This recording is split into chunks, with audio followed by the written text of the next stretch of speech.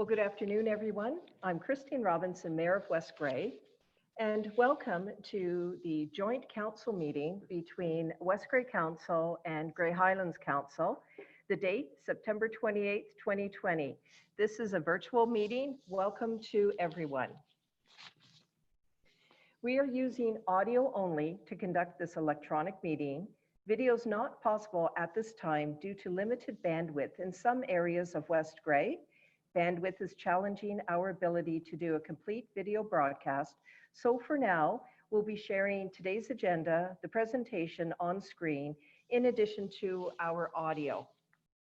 So on item number 1, call to order, I would like to say through our clerk Sharback, that we do have quorum for both councils. With regard to West Grey Council, we do have regrets from Councillor Hamilton. I do want to extend a welcome to Warden and Mayor Paul McQueen, Deputy Mayor Akesh Desai. Councillor Paul McQueen, I don't see is here. Hopefully he'll be joining us. But in attendance also is Councillor Tom Allwood, Councillor Kathy Little, Councillor Dane Nielsen, and Councillor Danielle Valaquette. Thank you all for being here. This is quite a milestone that West Grey Council and Grey Highlands Council have joined together and putting together an amazing economic model for our citizens. Okay, I also want to say that along with having a quorum for both members or both councils, the agenda has been circulated to both councils. It has been posted. This meeting is being recorded and will be posted on the West Grey website at www.westgrey.com. We will also share this recording with Grey Highlands for your ability to post on your website. At this point, I would like to call upon Warden and Paul McQueen to say a few words. Mayor McQueen, Warden McQueen, please. There. Can you hear me, Christine? Yes, absolutely. Well, thank you, Mayor Robinson, and great. Thank you for inviting Grey Highlands to be part of this today. And yeah, it's great to work together jointly as two different councils come together and share the information that we're going to receive today from Ellie Green. I see it, and again, thank you again for hosting us. And I think all of our council is here. I was just going, Councillor Allwood, Councillor Little, Councillor Nielsen, our Deputy Mayor, Councillor Valaquette. I'm not sure if Councillor, our CAO, Karen Govin, Krista House, our Economic Development, along with Michelle Harris is here, Raylene Martel, our clerk. And I just don't see, maybe there's regrets from Councillor Allen. I just don't see him on our list of, oh, he said he sent regrets. So again, thank you, and look forward to the afternoon's education session, Mayor Robinson. Well, thank you, Warden and Mayor McQueen. We're delighted to be hosting this meeting. And yes, I would like to recognize your CAO, Karen Govin, your clerk, Raylene Martel, and all of your staff that are joining in. Our Chief Administrative Officer, Laura Johnston, is also in, along with our clerk, of course, who is assisting with this meeting, Clerk Sharback. So this is promising to be a very exciting meeting and certainly a milestone for our two municipalities. So with that, on item 2, this is moment of reflection. So all members of council and all those listening in, would you just please take a few moments to reflect? And thank you. Item 3, declaration of pecuniary interest and general nature thereof. I'm looking to both councils, Council for West Grey and Council for Grey Highlands individually within your roles. Are there any pecuniary interest? I'm just taking a moment, everyone, so I could scan down on my dashboard. All right, seeing none. So we are now on item 4, delegations and presentation. 4.1, Ellie Green and Quinton Evans will be discussing Social Enterprise 101. Now, before we go any further, I would like to say the format for this section. will be that our clerk Scharbeck, will read the motion. I will look for a mover and a seconder, and I would like to have a mover and a seconder, one each, from West Grey Council and Grey Highlands Council. So we'll have the motion read, moved, and seconded. We'll do a presentation. We'll do a presentation with Ellie Green and Quinton Evans. Questions will be asked by members of each council, and then we'll take the vote on that motion. So that is the presentation at hand. I just want to say before I call upon Ellie and Quinton that social enterprise is an exciting economic initiative. It's another option for a business model, and certainly it addresses social issues or world's leading problems where you can run a business and also you're making money at the same time while you're addressing the social issues at hand. Businesses that focus not only on the bottom line, but build up communities, protecting the environment, support for local initiatives are just to name a few. And please keep in mind that there will be a screening of the Social Shift documentary at 7 p.m. at the what is called the Hanover Drive-In, but the drive-in is located in West Grey. I had an opportunity to look at, or I screened this documentary, which was created by Megan and Marie White, two twin sisters. I had the pleasure of meeting them at the launch pad, and the Social Shift documentary is something not to miss, may I say. So with that, I would like to ask Clerk Scharbeck to read the motion.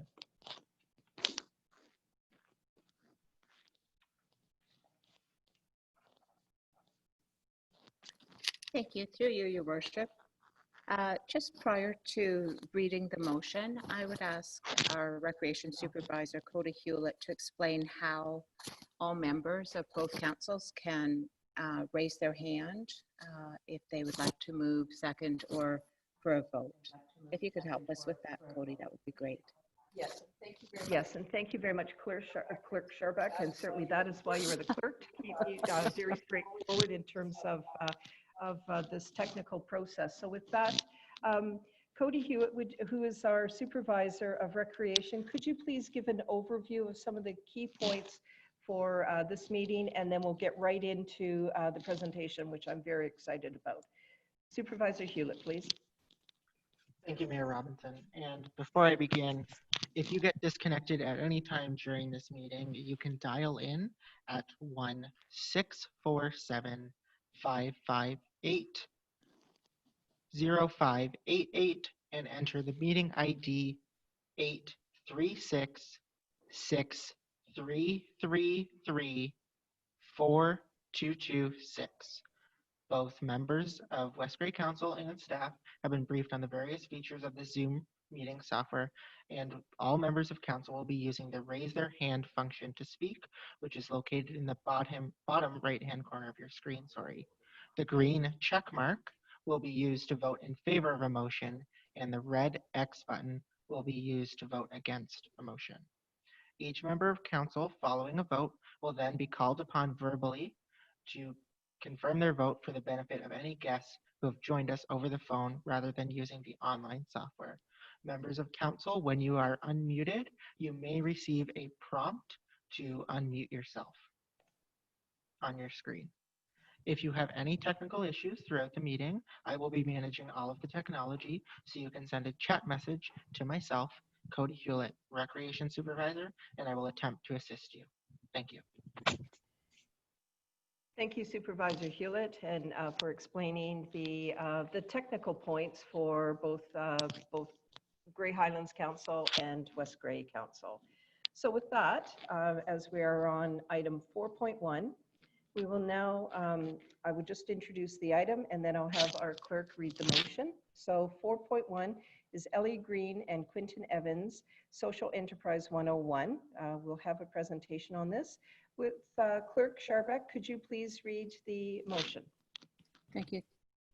Through you, Your Worship, the recommendation is that West Grey Council and Grey Highlands Council hereby receive the presentation Social Enterprise 101 by Ellie Green and Quinton Evans. Thank you, Clerk Scharbeck. Is there a mover for this motion? Councillor Little, are you moving this motion?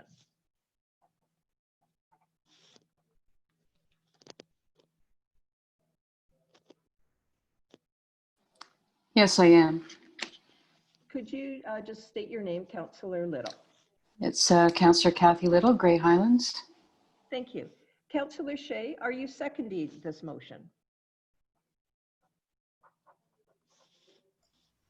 Yes, Councillor Shea, West Grey Council. I second the motion. Thank you very much. Now we will have the presentation and then question and answers, and then we will come back to this motion following the presentation. All right, Ellie Green, Quinton Evans, it would be wonderful if you could start your presentation now. And I see that it is on screen. We're ready to go. Great, thank you guys so much. Well, here we are. So looking to introduce ourselves. So I'm Ellie and this is Quinton. And we actually have a couple slides coming up that go over our own experience in social enterprise. So yeah, we usually do this in person and we give people a chance to introduce themselves, but today we'll just dive right in. So I'm Ellie Green and I've been working at the Social Enterprise Network of Central Ontario, which is SENCO, housed at Georgian College for a couple of years now. I also had experience in social enterprise in 2 other positions I held. So in 2008, I actually launched a business called Clothing Brand Experiment. And this was in downtown Toronto. And the initiative started off actually as a curiosity project to see if you could entirely manufacture something within the city limits of Toronto. So when I discovered that you could, I moved on to launch a company, and we had seasonal lines as well as all sorts of collaborations with community partners and artists. So when I was running Clothing Brand Experiment, I actually didn't know about social enterprise, but I approached every part of this business as a social entrepreneur. So following my years running Clothing Brand Experiment, I went on to work with a nonprofit organization downtown Toronto that create arts opportunities for young people who are navigating poverty, living on the margins, and they essentially, they started probably 23 years ago now, and it was a drop-in art space that grew and began essentially providing audio recording, dance, carpentry classes. And so as their organization grew and evolved, and they continued to support so many youth, they realized that they wanted to move into a bigger, better space that could essentially equip the youth with skills, including entrepreneurship. And they also knew that to make this step as a nonprofit organization, they were going to need to generate revenue as well. So Sketch, they began exploring social enterprise. They moved into a 7,500 square foot studio space in Artscape Young Place, which is a building downtown Toronto. And each of these 8 studios had to be outfitted to both support their program as well as community rentals. So I worked with Sketch for a bunch of years, helping them move into this building, get the operation set up, moving into creating space share and running it, hitting their $100,000 first target in revenue, taking on new staff and so forth. So really exciting opportunity at Sketch to work within a not-for-profit to create a social enterprise. I then actually was really fortunate to move back up to the area. I was hoping to do that, and I started working building out SENCO, which is the social enterprise, the lead of the project that we are embarking on. So SENCO's work is focused on building community awareness and engaging in social enterprise. So SENCO is also supporting existing and emerging social enterprises with new resources to help them become ideally sustainable. I'm going to pass it over to Quinton now to introduce himself. Hi, everyone. Thanks, Ellie. I will just like to start off by saying how grateful both Ellie and I are that we get some of your time today. And just to mention as well that we are so inspired to watch the 2 counties become really innovative and move forward to this together. So thank you. So Ellie's last point was actually about Senko, which is where I got to meet the fabulous Ellie Green. So a little bit of my background. Again, my name is Quentin Evans. So I am part of the faculty at Georgian College around social entrepreneurship. So I actually, about 5 years ago, helped to develop the curriculum and some of the outcomes for the new social entrepreneurship course at Georgian, and have been working on developing the social impact and change program, a 2-year diploma program that hopefully is going to launch maybe next year now, thanks to our current situation. I also served as a coach and mentor to a bunch of students who were looking to develop their social enterprise ideas, connecting them to like resources, funding, and one of the highlights of working with youth is that their limitless creativity. It's affected by traditional business rules. That it's not, they bring their own piece, and it enables them to drive innovation in a very organic way. This slide, this is about the community impact project, so something called CIP. This is a field placement, an innovative transformative field placement that explores social innovation in the community that I've had the good fortune of leading for the last few years and developing. So alongside community partners, we would actually create student teams, and they would use human-centered design thinking skills and try to develop solutions to some of the major wicked social problems that we were facing. So a few years ago, we looked at the concept of food insecurity and spent the year exploring it.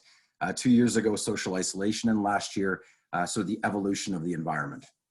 The good news is students were so successful with their incredible ideas and innovations alongside their partners that the college actually asked us to develop a college-wide program so that we could offer those same skills and transformative learning experiences to every single student, and not only those field placement students of the Aurelia campus.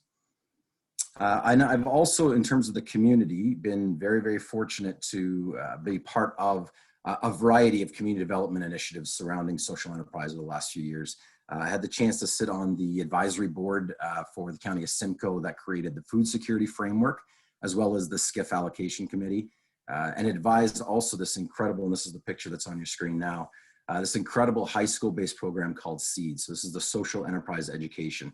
This was out of Midland, and it was a really innovative program that helped build social entrepreneurship skills and mindsets for the students who were attending alternative high schools. And this was done through experiential learning in the community gardens and Indigenous teachings at St. Marie among the Hurons to grow, process, and deliver this food to sister elementary schools in the region that help supplement the student nutrition program.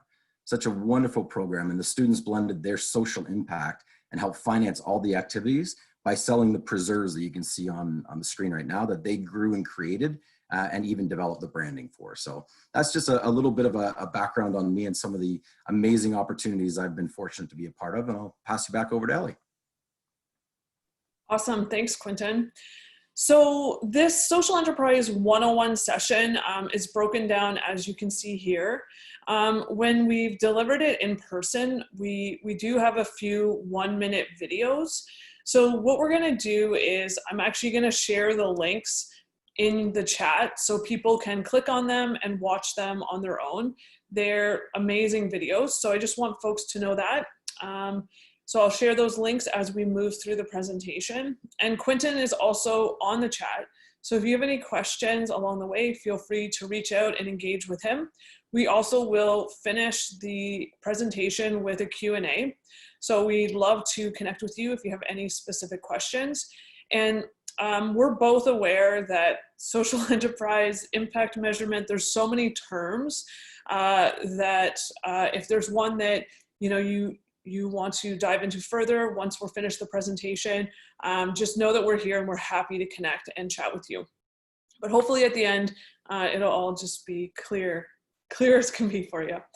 Okay, so we touched on Senko, but I wanted to direct you guys to the website. So senko.io, there's tons of resources, information that can be support to you and folks in the community moving forward. So feel free to access this site. We did a 1-minute video series on social enterprises in Central Ontario to help folks understand what is a social enterprise. There's all different models, all different types of organizations, and there's a few examples on the site. There's more than are on the slide now, so feel free to check those out. as well, we completed an audio documentary that has 2 parts. And once again, it's exploring real people, real places in Central Ontario, looking at social enterprise. We also have had the chance to loop in experts in the field, both provincial and national speakers, into this podcast. So I really encourage you. I think the first episode's 35, the second is 45. So you can click on Spotify or Apple Podcast and take a listen. Really great resources. Another key part of our work, as I mentioned, is working in community.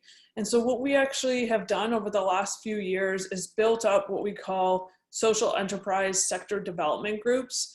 So these are people within the communities, and you can see this maps based on Georgian 7 campuses and surrounding areas. And we've been meeting quarterly to look at social enterprise, to look at how to build the sector in each of these regions. So there's folks here, I know you can't quite read them on this slide, but this map's also available on the Senko site. So you can see who's been involved, who in your region and across Central Ontario has built their knowledge and equipped themselves in social enterprise. So let's define social enterprise. This next slide here is not in your PDF, but I'm gonna put this link right now in the chat. So as you're following along, you might think, hey, I wonder if this is a social enterprise, or this person really, I think they could be a social entrepreneur, or is this municipal program actually a civic enterprise? So what we're hoping is throughout this presentation, you might participate and you might add in ideas that you have on organizations or individuals, maybe their area, and what they are doing. So this doc is just for you guys, and we'll use it within the project with all the different teams that we're working with at both municipalities. So there's no right or wrong here. Any ideas you have, feel free to add them into this doc. You can also add them to the chat, and Quentin can add them as well. So as I mentioned, we did a 1-minute video series, and the first video literally goes over what is social enterprise. So I'm hoping that you guys might be able to do just as I did, click on the link and watch the video instead of me streaming it over the whole feed here. So I will give everybody 1 minute to click on this link and watch this video.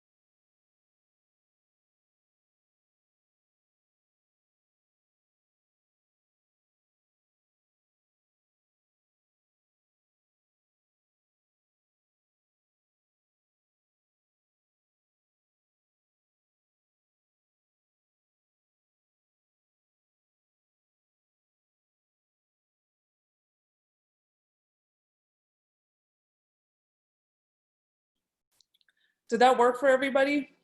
I hope so. So once again, that was our team, and we were going through each of the potential definitions of social enterprise. So I just reached out to see if it would be better if I tried to play these both with audio and video over the stream for the recording, and the answer is yes. So I will do that. Perfect. Okay, so we'll move on. Essentially, like I said, it was our whole team each saying, here's what a social enterprise is. We will dive in further, and you can definitely go back to that video. I'll play the rest moving forward. So when you look at social enterprise and you want to just break it down really simple, I like to separate the 2 words. So on one side, we have social.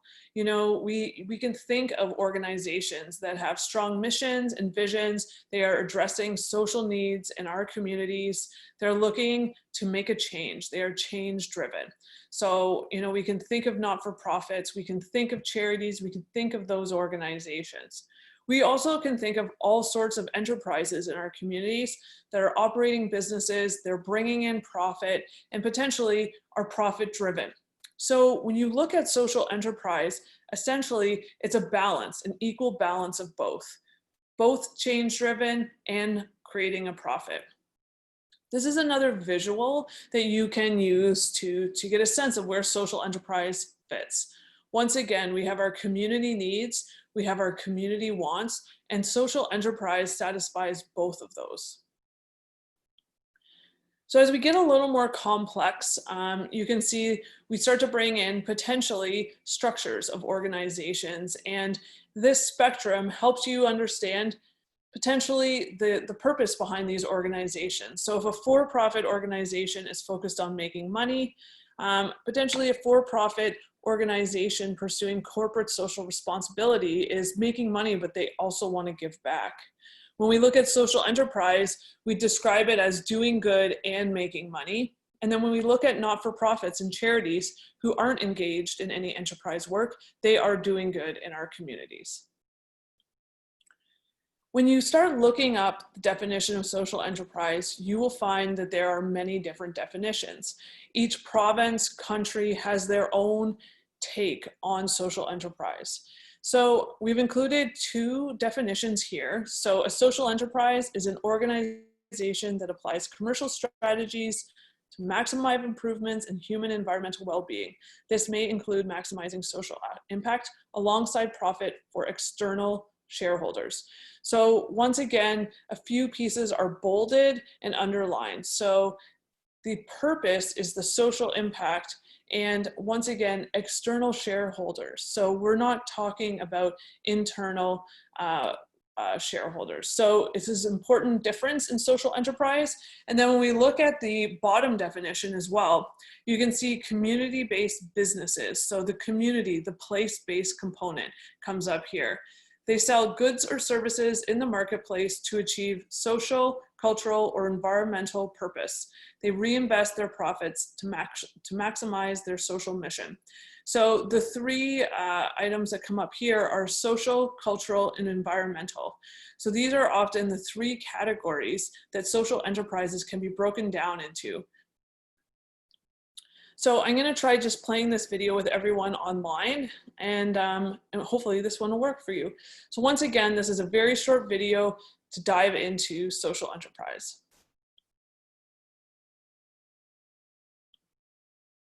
Social entrepreneurship strengthens communities, creates jobs, and increases environmental and financial sustainability.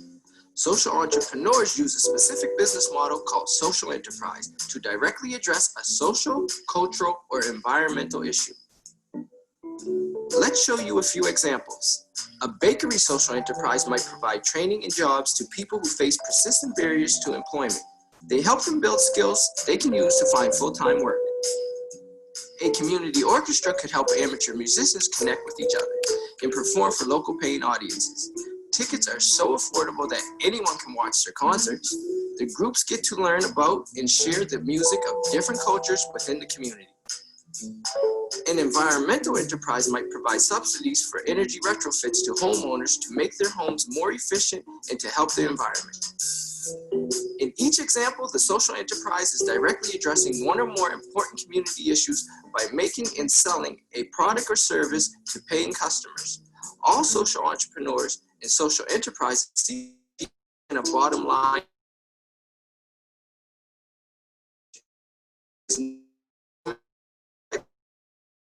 value on double or even a triple bottom line approach, which takes into consideration both people and the planet. So who are these social entrepreneurs? Well, they can be anyone. Social entrepreneurs are started by people who care enough about something to take the necessary action to make an impact. Even you can be the next social entrepreneur. Akram started a local urban garden. The garden exists to provide healthy food to people in urban areas that may not have access to these items otherwise. They also teach skills around urban farming and healthy eating. Their participants sell what they have grown at their weekly market stand, and this helps to pay for the garden. June worked in a nonprofit providing help for persons with disabilities to find jobs. However, there weren't many jobs available for these people, even with the provided coaching and training. So June decided to start a cafe supported by her organization to employ the clients. They get supportive in understanding employment, and the organization can eventually make money to provide more social programs. John noticed youth in his area were underemployed. He also noticed the elderly were moving out because they could not maintain simple household chores like vacuuming, lawn mowing, and shoveling. Additionally, the two groups were not interacting with one another.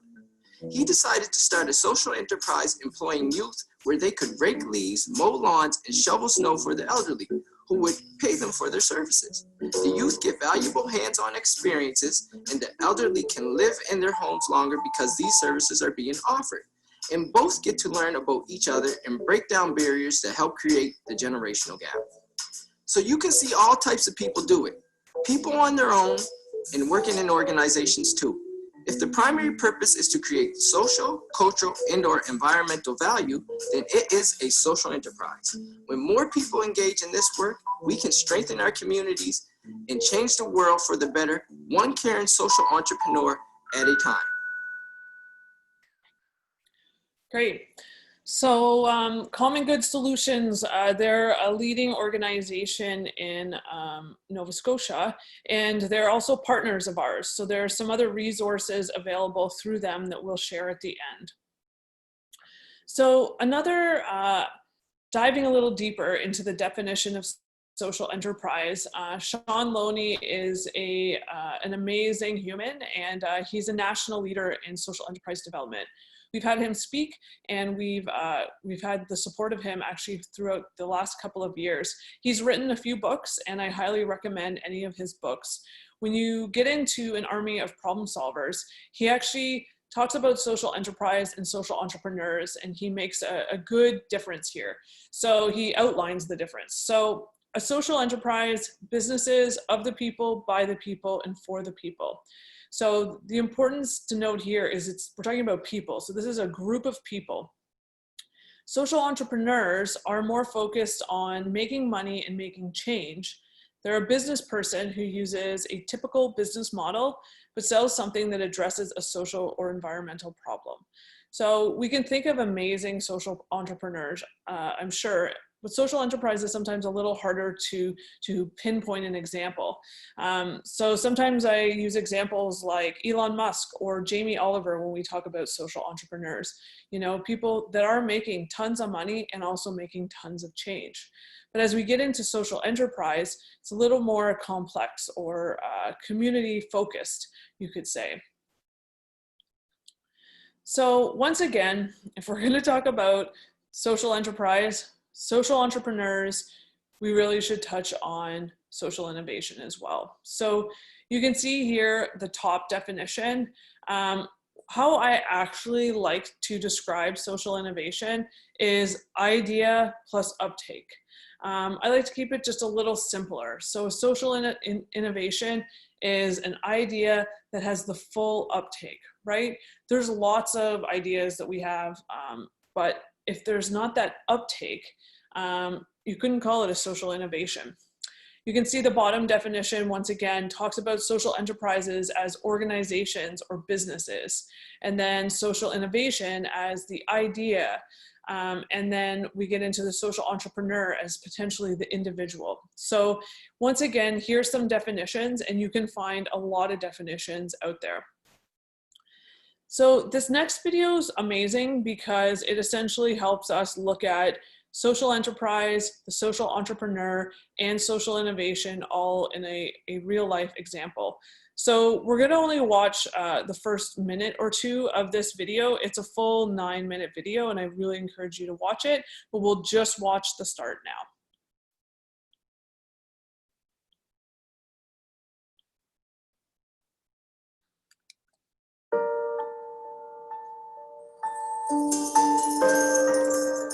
I wanted to find a solution to a problem, and I wanted to do whatever it takes to end that problem. In the mid-1970s, Bangladesh was racked with poverty and famine. Greedy moneylenders victimized local villagers who wanted to start small businesses. In one village, Muhammad Yunus counted 42 people who needed just $27 to break out of poverty. So then an idea came to my mind. If I give this $27 to all these 42 people, they can return the money to the money lenders and they will be free. And that's what exactly I did. And the happiness that it brought to them got me. And I asked myself the question, if you can make so many people so happy with such a small amount of money, why shouldn't you do it more?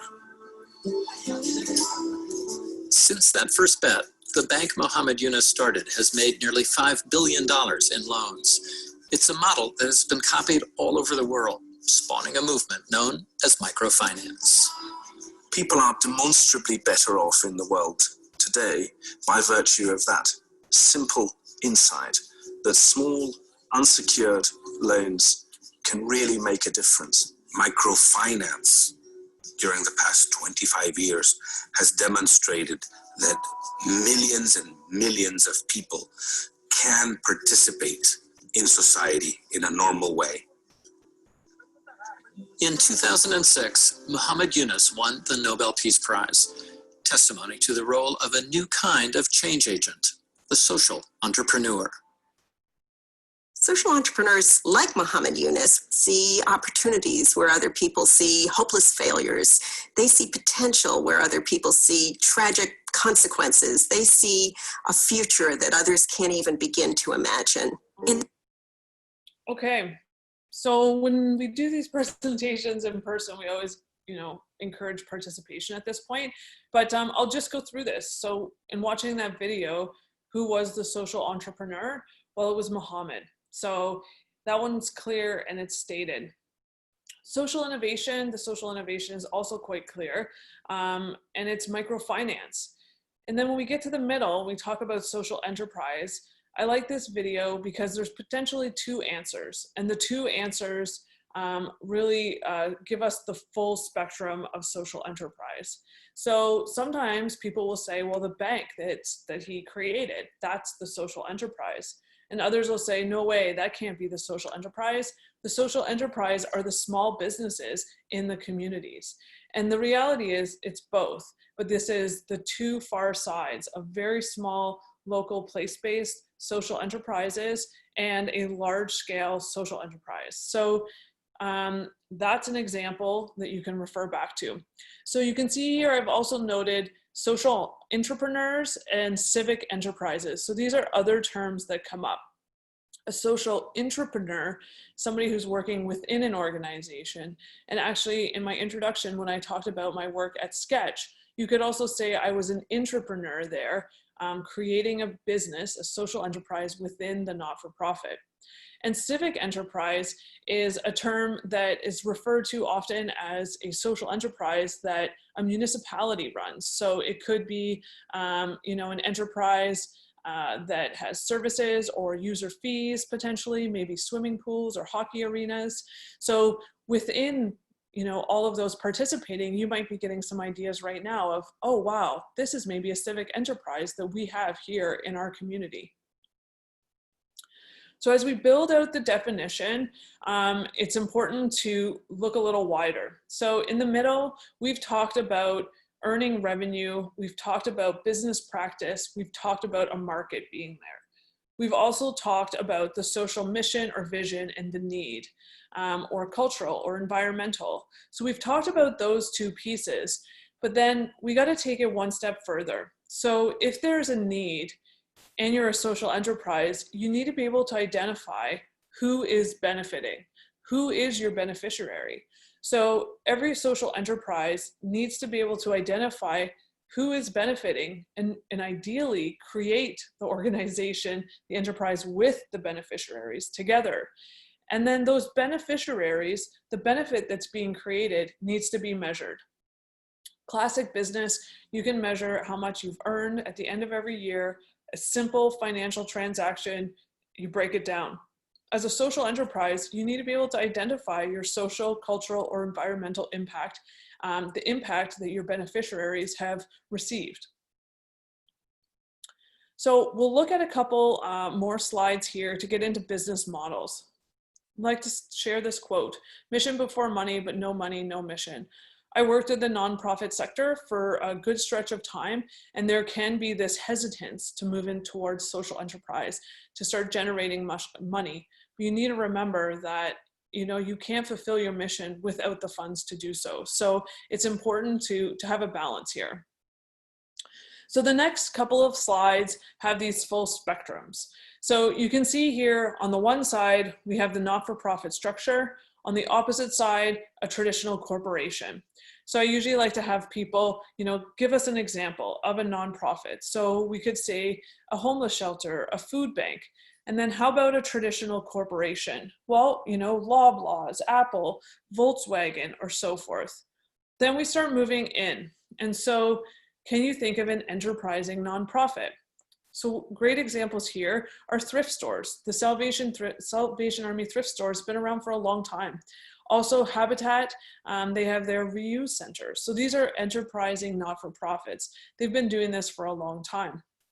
And then when we talk about corporate social responsibility, there's many organizations that pursue this. There could be organic foods, there could be organizations paying living wages, looking at alternative power sources. But once again, neither of these are actually social enterprise. All of this is existing on the edges. This next spectrum I like because it takes this bold step and it gives some specific definition of social enterprise. So we've talked about the traditional charity and the not-for-profit. We've talked about business. We've talked about corporate social responsibility. But here they've taken the social enterprise range and they've said, if you're a social enterprise and you're on the nonprofit or charitable side, you need to be bringing in a certain amount of market revenue to fall there. As I said, there is not a specific one definition of social enterprise. So these are suggestions, but I think they're really helpful ones.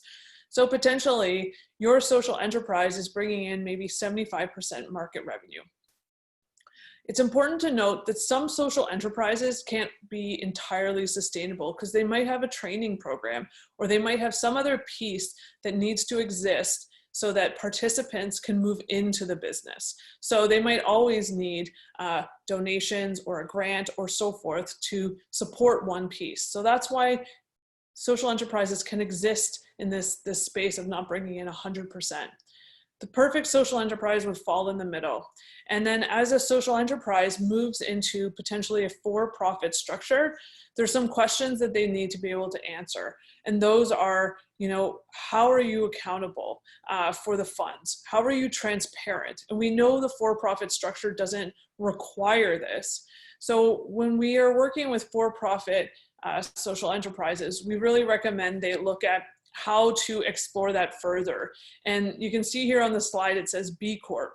B Corp is a type of certification that dives into a for-profit's operations. It looks at both what they're selling, product or service, and how they're selling it. It looks at every aspect of how they do business, their HR. It looks at every piece and identifies the impact that they're having or impact that they could have better impact. So this is really important as we move into the for-profit structure.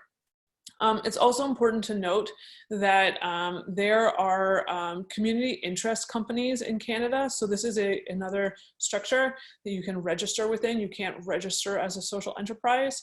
And in BC, there are community contribution companies. There's nothing like that in Ontario. So this spectrum, ideally, you would match a social enterprise to it. Here is the organizations that fall along this pathway.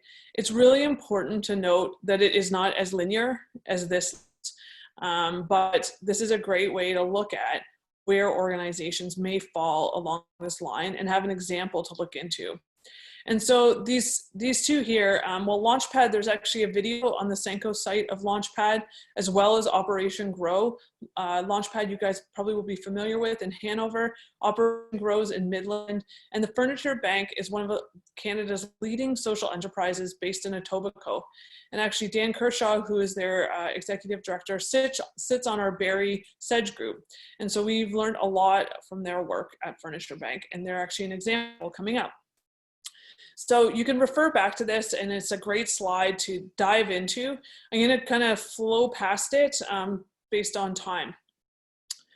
So once again, we always get a lot of questions about B Corp. If you have not heard of it, you maybe have seen this symbol. So there's a video here, and once again, I will play it. It's another 1-minute video, and it explains B Corp. It is 2 years old now, so bear that in mind.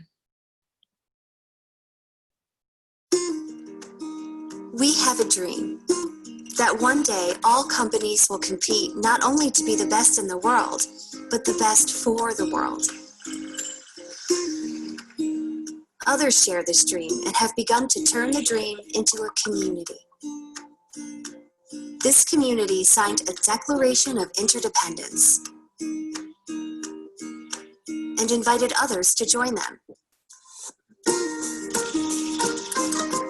Now thousands of companies from 60 countries are turning our community into a global movement to redefine success in business. B corporations use the power of business to solve social and environmental problems. Our largest certified B Corp works to inspire a healthier world through food. A food service company that serves over 1 million meals to low-income public school students every week.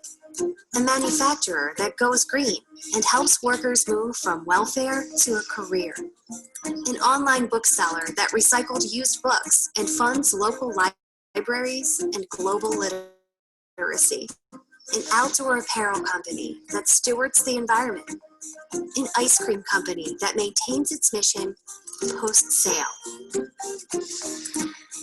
B Corp is a certification that helps consumers identify these change makers, and investors make money and make a difference. As a community, we are passing laws around the world, creating a new kind of company that serves society and shareholders. We are leading a global movement of people using business as a force for good. Join us. Be the change. So now we're getting into a couple existing examples. So as I mentioned, I definitely would encourage you to check out some of these videos, and the Operation Grow video is a really amazing and exciting, innovative social enterprise that you might want to check out first. But we won't watch any more videos now. We'll look at the Furniture Bank. So maybe you're familiar with the Furniture Bank.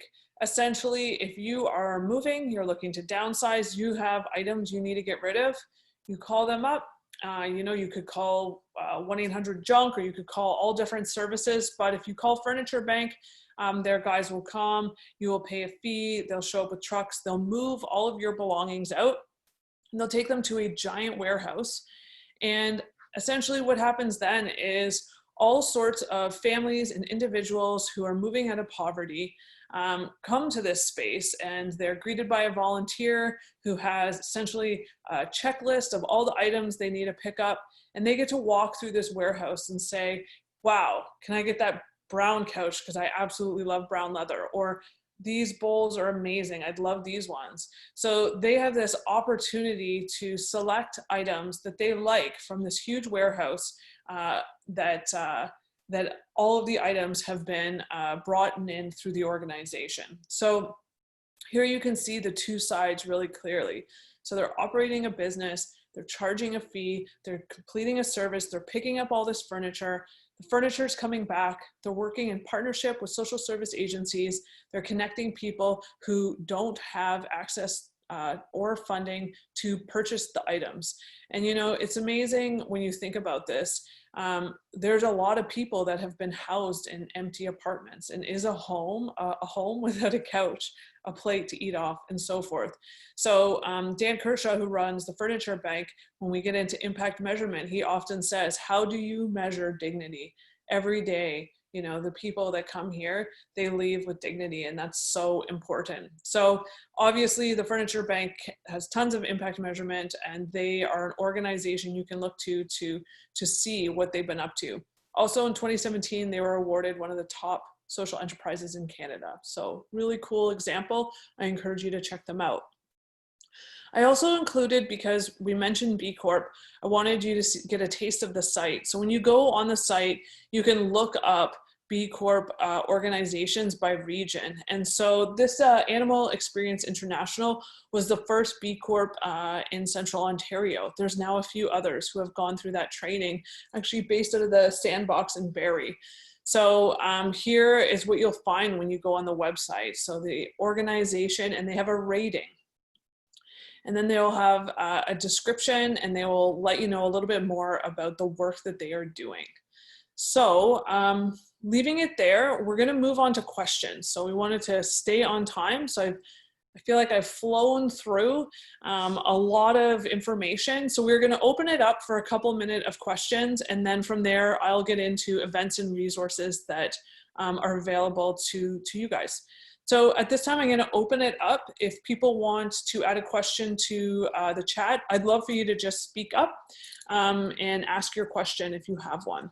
Well, thank you, Ellie and Ellie Green, and thank you, Quentin Evans, for the really detailed presentation and the introduction to social enterprise. It certainly is an exciting model, business model. So what I would like, first of all, before I go into questions, and I see Mayor McQueen is right there, I'll call on him first, but the links that you are sharing in the chat, we want to keep this very public and transparent for citizens or anybody else that would like to view this video of, or this audio, which will end up being a video on our website, and certainly Grey Highlands website. So if you, Ellie and Quentin, could provide the links to our clerk Sharback, we'll ensure that those links are public. And also, we do appreciate that the video was, you were managing to show the video as part of your presentation, because that made a big difference for this meeting, so that everybody has access to that, to those videos at the same time. Great. Okay, really great presentation. Mayor McQueen, you have a question. Please go ahead. Good. Okay, and well, thank you very much for the to the presenters for your presentation, and yeah, it really makes you think. Just more of a comment to a question, I guess. So, for example, you had Canadian Tire in there, so I know they have something around the hockey, or creating or getting people involved with hockey. Sometimes you go to Tim Hortons, they'll say, "Would you like to give to the camp?" Or other businesses where they'll have, "Would you like to give $1 today to go to certain things?" So is that more on the traditional business, or is that between traditional business and social enterprise? Yeah, so that is, so it wouldn't fall within social enterprise. It is a traditional business giving back.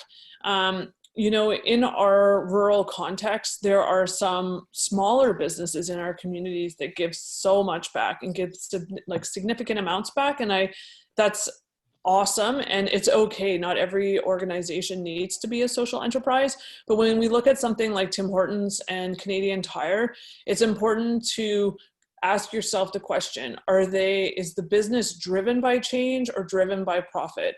And so when we look at Tim Hortons or we look at Canadian Tire, it's a for-profit corporation, and so their guiding decision maker would be profit. So that would be my reply. And I don't know if there's anything you want to add, Quentin. Sorry, I'm just trying to get my mute off. Yeah, that was perfect, Al. I would say I was just typing in the chat box right now, so I'll finish that off. That Mayor McQueen was a great question. Canadian Tire example, some of those examples, they would fall under something that we would call corporate social responsibility, so CSR. So They're adding a little bit of value in social value back to from their traditional business model. But as Ellie said, they're not driven by mission. They're not driven by social change. It's more of a make our money and then give back. The actual social outcomes that we're looking for in a social enterprise aren't inherent in the business itself. Okay, thank you. Good. Thank you, Mayor McQueen, Warden McQueen, really appreciate it. Councillor Shea, please. Thanks for the presentation. It's very inspiring, and it's hard not to get all revved up looking at this. I've got a whole page full of notes, but I'm only going to ask a couple of things to begin with. So I understand that we are collaboratively recipients of a fund that's going to allow us to somehow encourage and promote this sort of activity within our two communities. Can you speak more to the strategies that will be coming out of those sorts of collaborations? Sure, absolutely. So I can share what we have planned for the fall, and I think it's important to include all of the folks who are participating collaboratively in this project. So we have two folks who from each municipality who are joining us in a shadowing train the trainer journey, so that they will be learning with us, alongside us, and as we present the upcoming sessions, they will also be there. So Cody and Lindsay, as well as Robert and Krista, will be participating. So looking ahead to the fall, we will be doing a Community Social Enterprise 101 session, followed by an ideation session. So this same presentation that you've participated in, then we get into the next step of, so what ideas do you see in your community, and how might we explore one of those ideas with some social enterprise tools? So that's October 19th. And then we've come up with a 4-session series. I shouldn't say we've come up, we've facilitated many of these sessions, and we've run multiple delivery, but with obviously the context of COVID and so forth, we've condensed this so that it might be a little more appealing to community members. So essentially, we're hoping for the session series to have folks in your community. Maybe it's a not-for-profit, maybe it's an entrepreneur in the community, maybe it's somebody who's working at the municipality running one of your programs that are fee-for-service.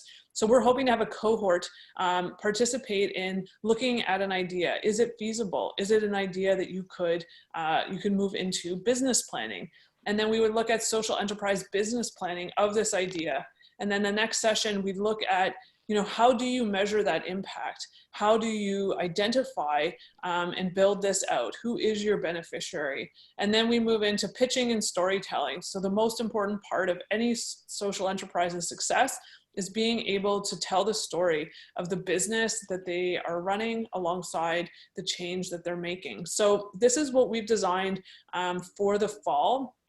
And the municipal partners are working with us. So Lindsay and Cody, if there's more that you guys want to share at this point about Eventbrite and announcements of these programs, I'll open it up to you guys now as well.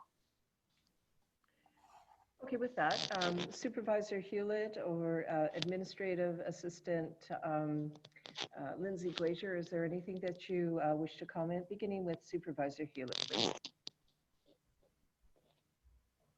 Robinson, if I may, I think Ellie hit the nail on the head just with the upcoming events where we're really looking forward to working with various members of the community to kind of work on feasibility of different ideas and really get, I guess, some, at this point, virtual boots on the ground and get these projects going. So if I can speak for Lindsay and myself, we're both very much looking forward to the projects upcoming.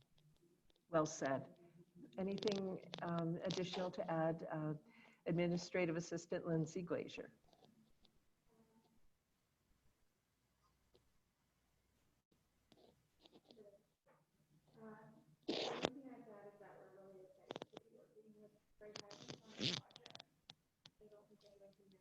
No, not yet.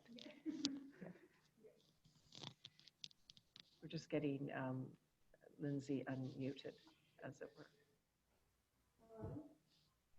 No. Okay. So I think we'll just leave it at that. There will be other opportunities for Lindsay Glazier to speak to this. We just seem to have an audio issue. But with that, I would like to go to the CAO for West Grey, CAO Laura Johnston. Do you have anything further to add?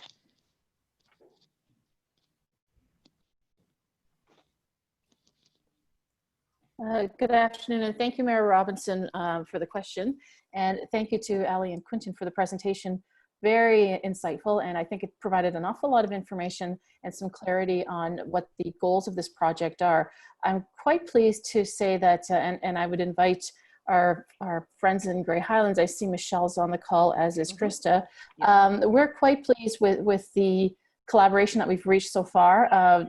Developing this in the middle of a pandemic has taken some real creative ideas, and we've got a very energetic team assembled here. So I'm excited over the next 2 years to see what we uncover and develop. So yeah, on we go. Thank you, Mayor Robinson.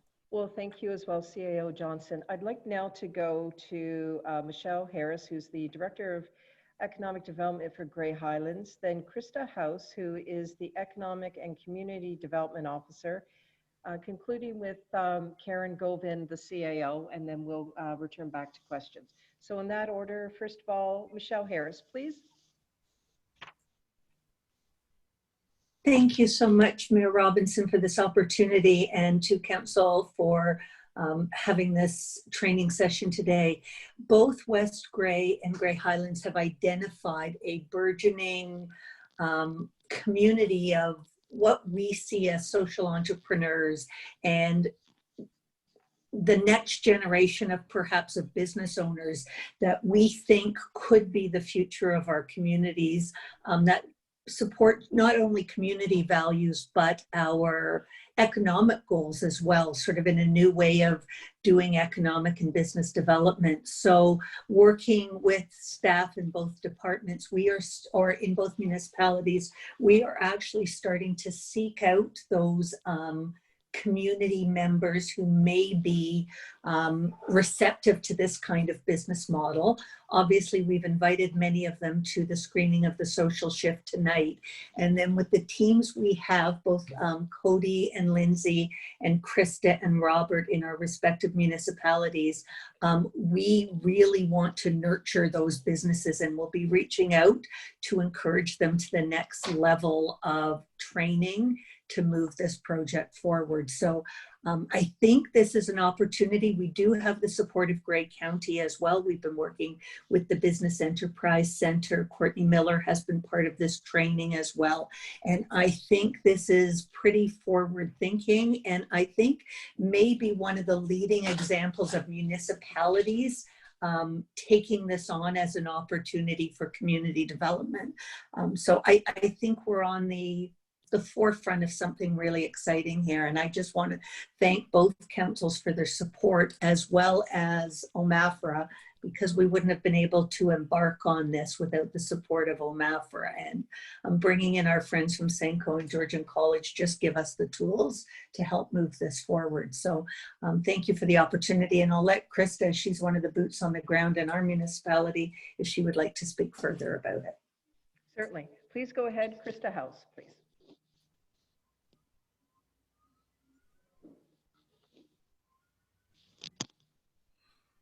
Hi there. Thank you so much, Mayor Robinson and councils of Grey Highlands and West Grey.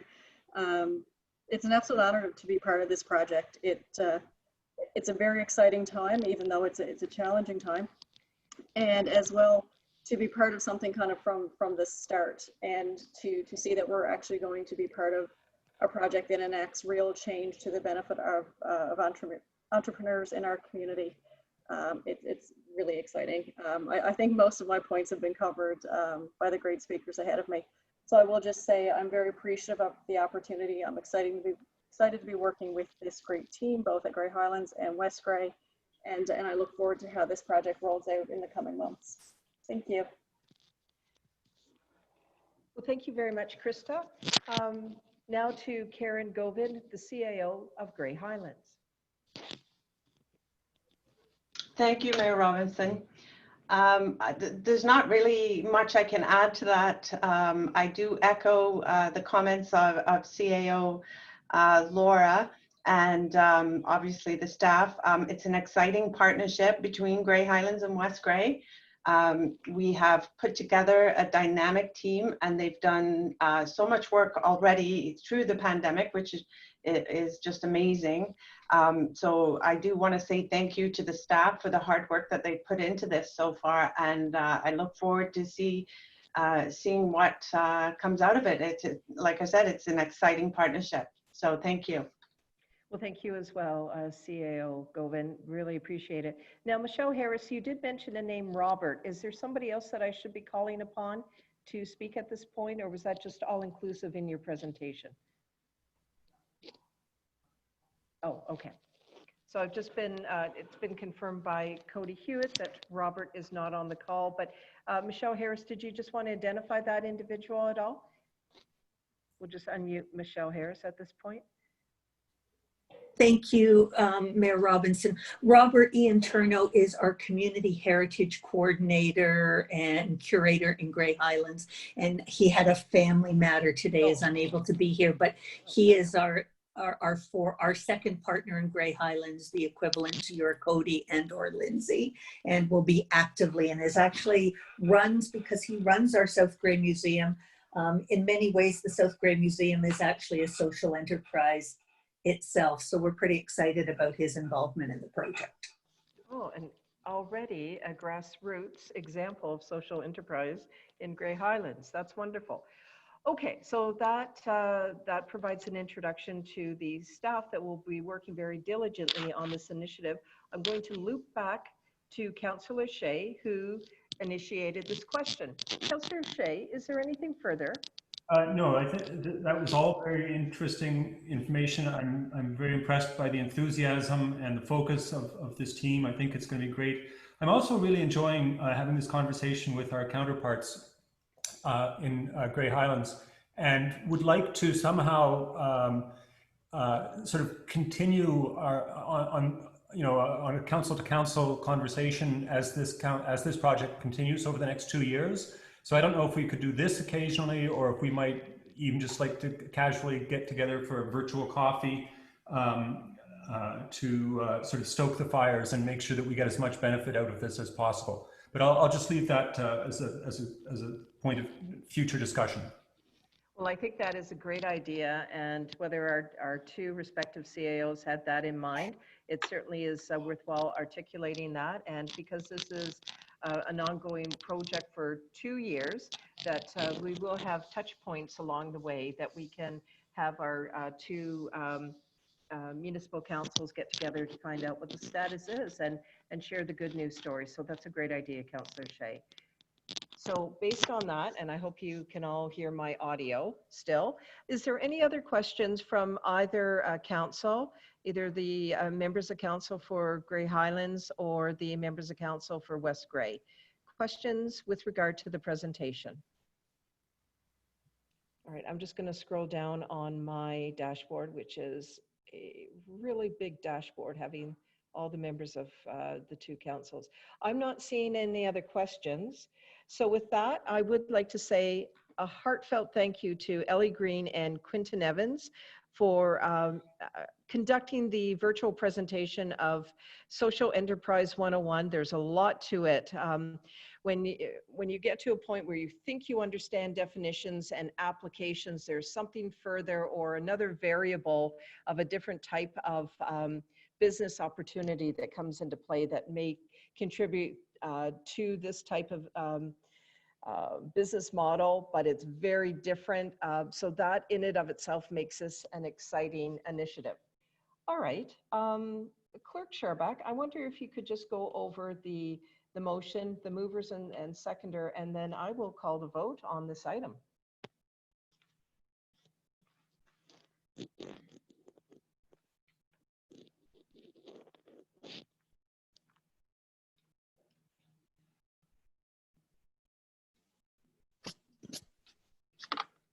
Thank you. Through you, Your Worship. The recommendation moved by Councillor Little, seconded by Councillor Shea, is that West Grey Council and Grey Highlands Council hereby receive the presentation Social Enterprise 101 by Ellie Green and Quentin Evans. Thank you. So what I'd like to do, all members of council, I'll start with Grey Highlands Council and then go into West Grey Council. As I call your name, could you please state your name and identify how you were voting on this motion? So for Grey Highlands Council, beginning with Mayor Paul McQueen, state your name and how you were voting.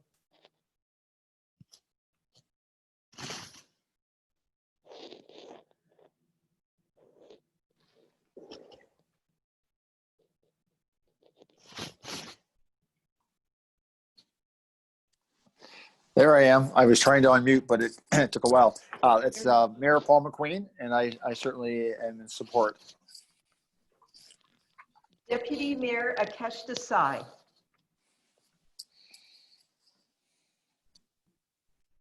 This is Deputy Mayor Desai, and I am in favor of the motion. Thank you. Councillor Tom Allwood.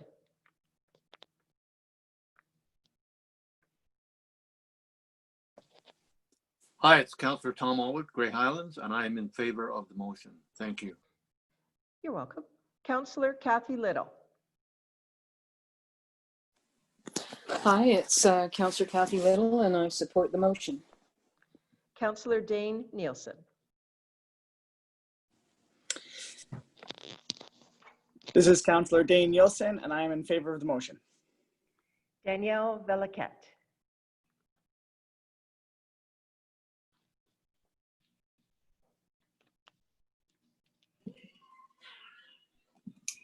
Danielle Velaquette, in favor of the motion. Thank you. For West Grey Council, Mayor Christine Robinson, I am in favor of the motion. Councillor Stephen Townsend.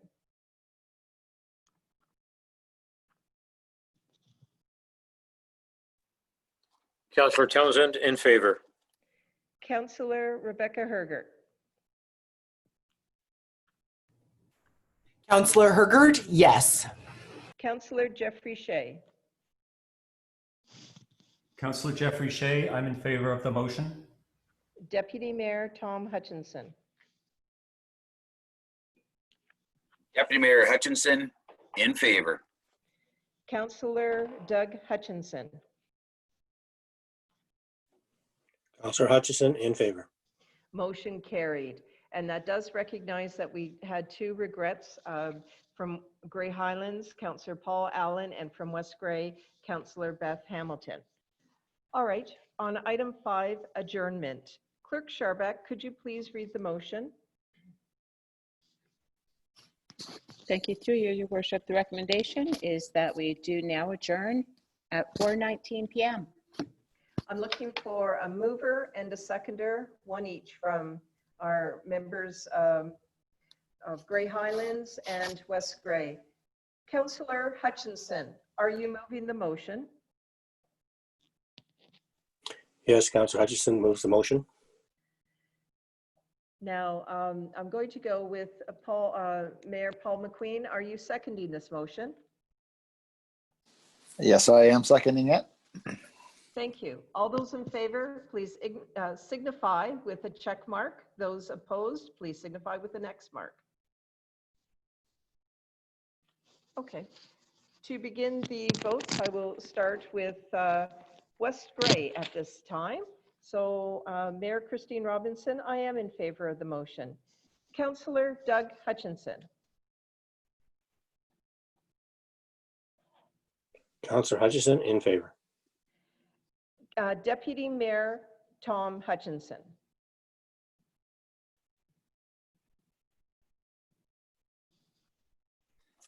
Deputy Mayor Hutchinson, in favor. Councillor Jeffrey Shea. Councillor Shea, yes. Councillor Rebecca Hergert. Councillor Hergert, yes. Councillor Stephen Townsend. Councillor Townsend, in favor. Grey Highlands Council now. Mayor Paul McQueen.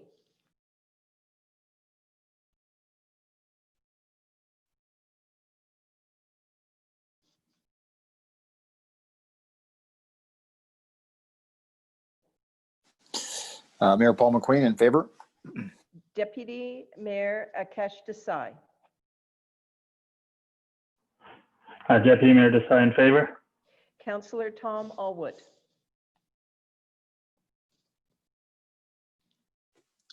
Councillor Allwood in favor. Councillor Kathy Little. Councillor Little, yes. Councillor Dane Nielsen. Councillor Dane Nielsen, yes. Councillor Danielle Valiquette. Danielle Valiquette in favor. Motion carried. We stand adjourned. Thank you, Grey Highlands Council, for a wonderful joint council meeting. And thank you, West Grey Council as well. We do stand adjourned. Looking forward to our next joint meeting. Thank you all. See you at the drive-in at 7.